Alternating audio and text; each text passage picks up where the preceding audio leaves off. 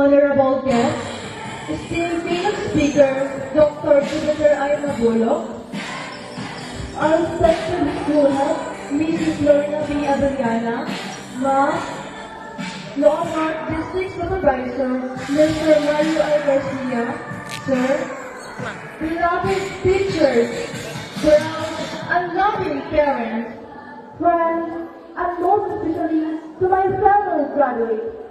Ladies and gentlemen, a pleasant afternoon.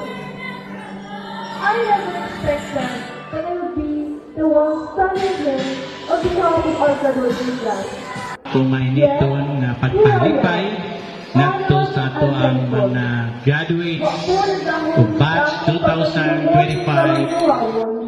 Kaya di ay kahabunaw ni nga maabot na posisyon.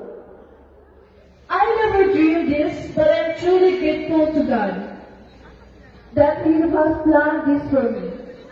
And to this person who trusts in me, you will always have a great place in my heart na dili na ako makalimutan. I want to give all my thanks to God. It is because of His love, guidance, and strength that we have made it to this special day. Graduation is not about our work, but also about the many gifts that He has given to us.